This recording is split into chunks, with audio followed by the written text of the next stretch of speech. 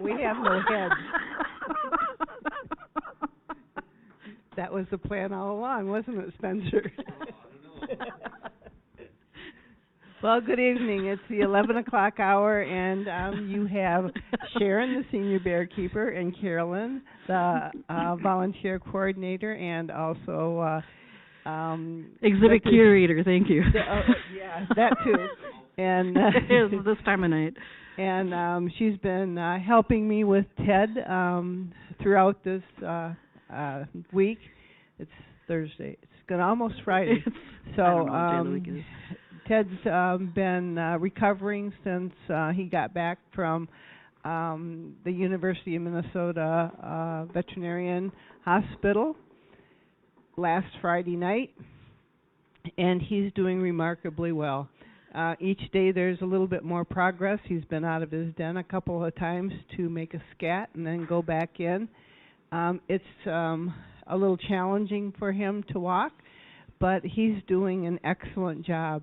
So that's our little update about Ted, and you folks have done a phenomenal job tonight, and I think the guys are over there plotting against us again. They're standing behind the bear and plotting. They are behind the tree plotting, I'm sure.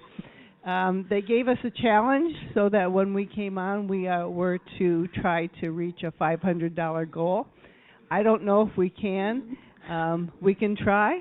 Oh, wait. Oh, here it comes. We don't know what's happening now. Hold on.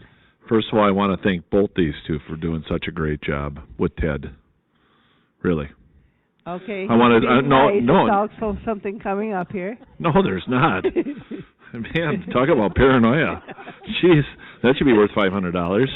You know, but no, really. I want to thank both of you for taking such good care of Ted and Sharon. I mean, I don't know if you guys know this, but Sharon's husband actually got sent home, and she stayed because she was concerned about Ted, and that's worth $850. And so now we're up to $1,350. No, but no, I'm dead serious. I mean, he went home with Tom. Yes, he did. And you stayed here because you didn't want to leave Ted. Am I correct? He's correct. It was a hard decision to make. You know, the holidays are coming up, and yes, they are. But I'm a responsible person. I'm also very dedicated to my job here and to my bears. And Ted came first. So after I told my husband my decision, I talked to Scott, and Scott said, "Oh, no." He said, "We'll take care of Ted." Nope, I'll do it. And so off they went. They went home. Well, wait a minute. You forgot to add in what I said after that. What's that? I said, Sharon. What? Whatever you want to do. That's right. He did say that because that's she leaves out the soft heart part. Yes. And so I felt good about that. Hard. And that was, you know, I don't know. I just had to do the best thing for our bear. And his care comes first. And I can't get emotional about this because we're here to make money. So, she's tired. And I'm tired. And I could really pick on her, but I'm not gonna. I'm trying really hard here. I came out here to say thank you to you two. Yeah, I don't know what else is going on because Spencer's wandering around too. So you just never know about these two. And we just are really trying to let you know that we really appreciate what you did. Oh, well, and I think that Ted, we were, like I said at the very beginning, we all had a lot. You and I talked about our anxiety together. Oh yeah. And about no sleep and worrying about Ted and looking at. I mean, I was on that. My wife was on that camera, or on her iPad and everywhere else on the phone when we were traveling down to Duluth or wherever. Yep, Ted this. Yep, Ted that. Yep, Ted this. Yep, Ted that. And when he didn't go in, I know that you were concerned, and we were talking to each other, and I got sick of texting, so I call you. Yeah. And it's not about me. It's about the great job that you do, and Carol did. Carolyn drove I call her Carol, sorry. And I'm missing a few words later. But Carolyn drives a long ways to get to Sharon's house to pick her up, to bring her in. And I even told her we're not reimbursing her for gas, and she still did it. I tried everything I could. But I'm joking. But But really, I mean, it takes you a long time to come here. Now Pick Sharon up. Making me No. I have a bike. Oh my gosh! I shouldn't have. I'm trying to. Oh jeez. Yeah, you could have had the dog in there, Toto. Yeah, all right. Here we go. Anyway, the bottom line is. Thank you. And I mean that. There's nothing behind it. We're not trying to pull anything. I don't know what it'd be because we didn't do very well. So it doesn't really matter. But overall, as a team, and a team out there, we did great. So in front of all you guys, thank you very much for caring. Well, thank you. And I know that you do just automatically, but thank you. Thank you. Thank you, Scott. He's mumbling something as he's walking away. Yeah, that was a good diversionary tactic, though. So it didn't work. But I just want to let you know that the decision that as Dr. Kristen hugs, as Dr. I know how much she likes them.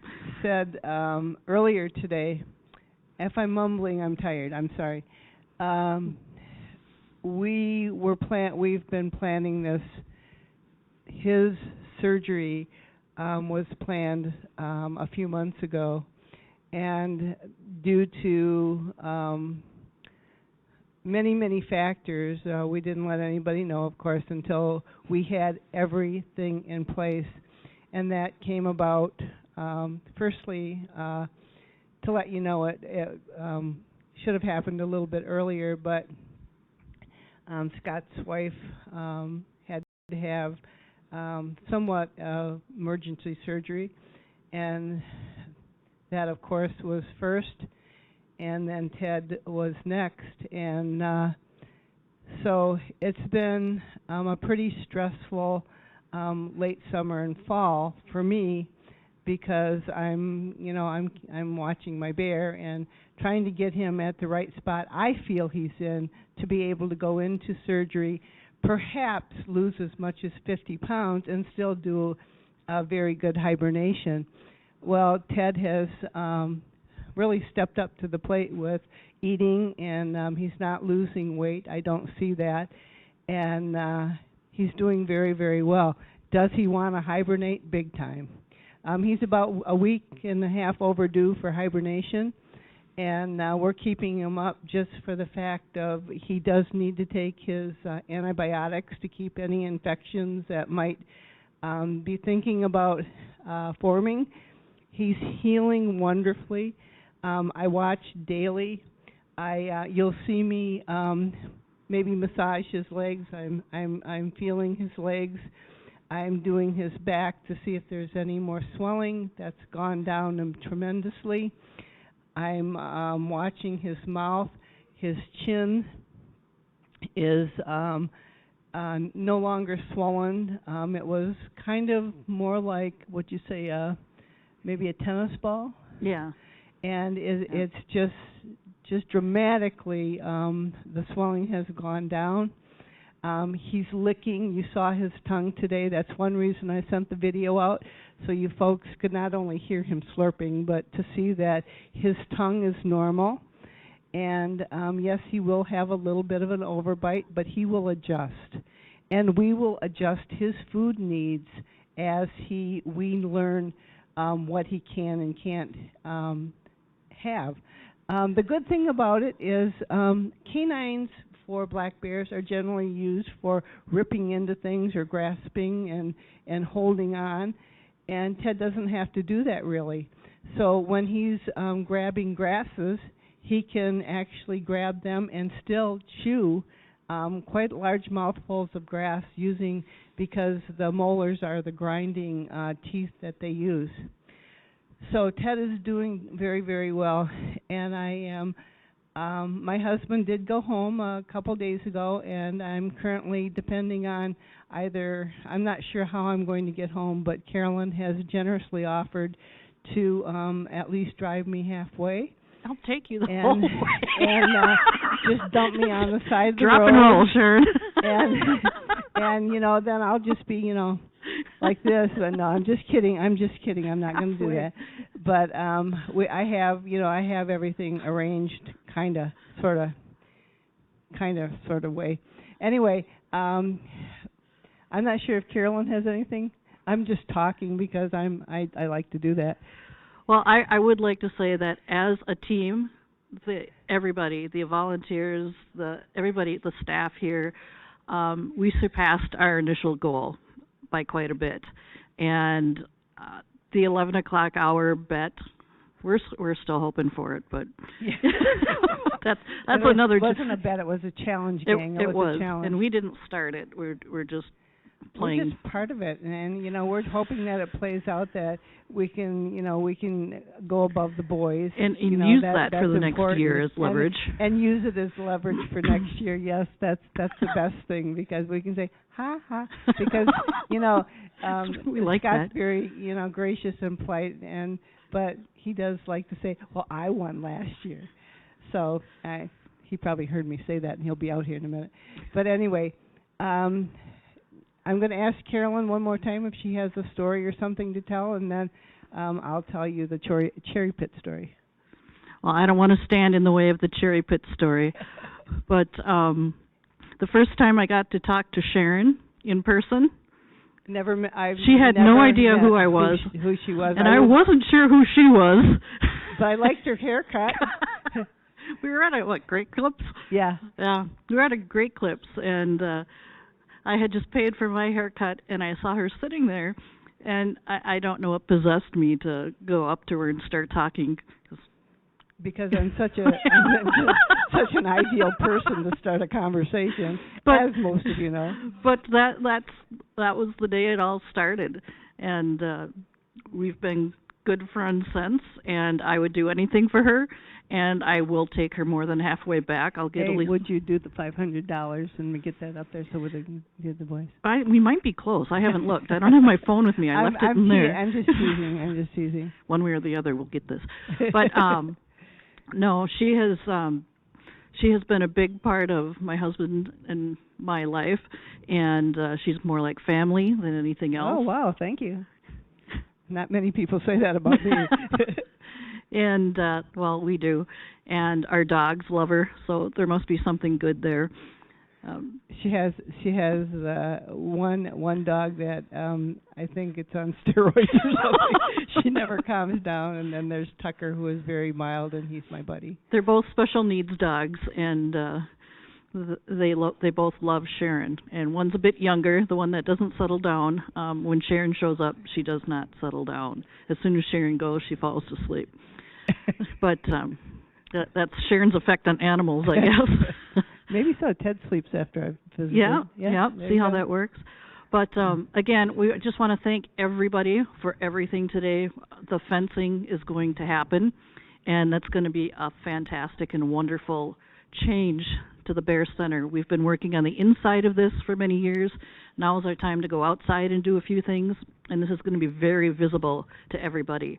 And it's going to make us a little more world class than we look right now. And we look fine right now. I'm not saying that we don't, but this is a step more like the San Diego Zoo or something.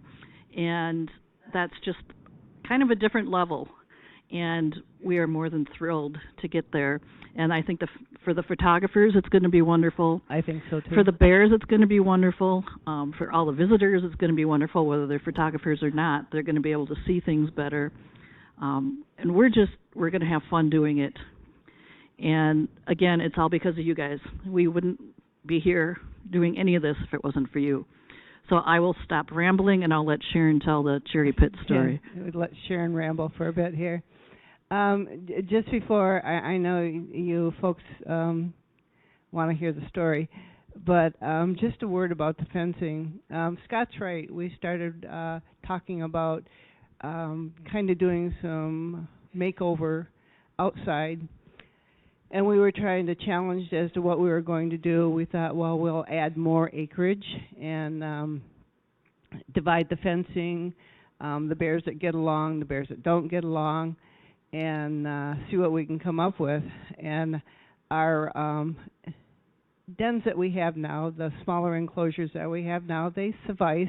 They do what they're supposed to do. They hold the bears in when we have an emergency or when we need the bears to be in. You know, we rotate our bears all day long here, as our interns are very, very good at. But they needed some help, and they continually need to be repaired. And our way of repairing is either to stick a rock in a hole or something that Holly's dug or Tasha's dug. But the new fencing, the new pins that we're going to have are going to be wonderful for the bears. And moving Ted out here outside of our windows, I won't have to worry about him. I can look out the window if I have to at him. And he will be visible from the deck to our visitors. And what more could we ask of Ted than to admire his fans and be admired by his fans? So it's going to be a very, very special opportunity for Ted and for the other three bears, and possibly adding another down the road. They are going to have very nice enclosures and new dens. So with that, I am going to finish up here until we get to our next midnight hour here with the cherry pit story. So in 2007, when Ted and Honey arrived here, Ted would pretty much roll if he had to get what he had to do, because it was so, the texture, the ground texture was a little different than what he was used to. And so it was my job to go out, and of course it was what we did. We didn't know it was doing more harm than good at that point, to massage his pads, his paws, with bag balm. So in order to do that, I would have to feed the part that bites, the mouth, and rub his paws, because bears don't actually like to be touched that much with the bag balm. And so I put single grapes in my pocket. We wore, I think they were brown vests at that time that were open in the front. So I put those, but I did notice that I had put a black cherry in with the grapes. But I forgot. Once I got to my destination, I had forgotten. My, objective was to pay attention to the bear's paw and to feed his mouth. Ted had canines then. He had all his teeth there. They weren't broken. And so I started to put grape in his mouth and massage his paw with the other hand.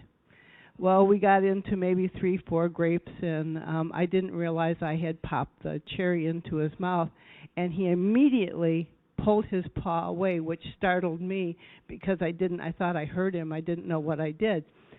And I looked at him, and he had, I know that you can see it in your dog's eyes, but when you look at a bear, you see many, many things in their eyes, and his eyes said, "What did you just do?"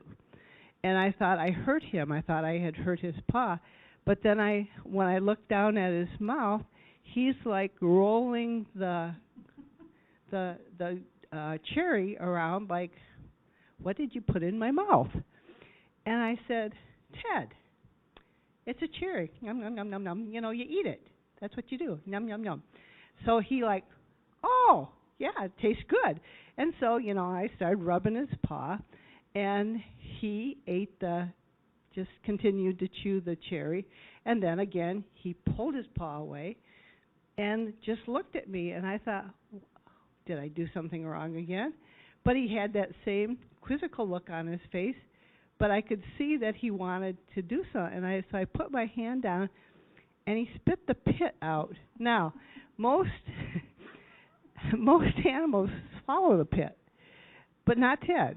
Ted spit the pit out in my hand, and I lost it. I was laughing so hard that this huge bear, letting me rub his paws, could not swallow that pit. And so I brought it inside, and I was laughing, and Sharon Johnson was our manager then, And I said, look what Ted did. He spit this pit right in my hand. And so I saved it because my Aunt Iva, who was an avid fan, who passed away a couple years ago, I gave that to her for a Christmas present. And what do you do with the cherry pit? But anyway, it became probably one of my most memorable stories about Ted, and I love sharing it with all you folks. I love sharing all of our stories about our bears, but for Ted, that was probably one of the silliest things that he did, and I just enjoy that bear so much. One of the other things he did was when we first got the pond. Of course, you know, if you ever followed us from the very beginning, that pond's been replaced about 5 times, maybe 6. And Ted was the cause of it for at least 2 or 3 of those, because the flotation system, the cleaning system, used to be in the bottom until Ted found them. Well, he maneuvered himself so he could touch the bottom, and suddenly here pops up this flotation thing or cleaning system that was on the floor of the pond, and Ted puts his elbows up and paddles himself around. And it was just hysterical. And, of course, that caused the water to drain out of there. And the fire department actually came out, I believe, on the 4th trip, they said, we can't do it anymore. And so then we started using hoses and had to redo the pond. But those are a couple of cute stories about Ted. Just one more. One of my all-time favorites about Ted. So, Glenn Krause, who used to volunteer here, Nancy Krause is on our board here, and our Joel, our intern, who he and his mother are the ones that went to get lucky in the Mustang. Anyway, they decided that they were going to try to fix the smaller falls that used to be over towards the rock den. And so they put their tools in the wheelbarrow and they pushed it out, and Glenn's down on his knees along with Joel, and they're trying to scrape the putty out, or the mud out, and to replace the padding, the rubber pad, so that they could add some cement to put it in place to get the falls running. Lucky was just a cub. Well, Lucky decided that Glenn needed help, so he got on top of Glenn's back and was pushing on, and as Joel's trying to pluck him off, he's squealing and screaming and hanging on and to Glenn's shirt. Ted decided to help by getting into the wheelbarrow. And so as soon as, of course, the second paw went up, the tires went poof, and the wheelbarrow never was the same. That's why we had to get a double one. So those are my stories about Ted. I hope you've enjoyed them. And you folks have a good night. Thank you, all you volunteers that have stayed with us, the chatters, Pinky, Marge, Kathy, all of you folks, Liz, excuse me. Those are the folks that I know. I probably know more if I knew who you were, but I've just been on chat for a day or so here. So thank you all. Mayors, thank you so much from the bottom of my heart. JM, Kathy, all you folks working so hard in the background. I so appreciate what you're doing for our bears. Thank you, and we'll see you back here at midnight. See you later.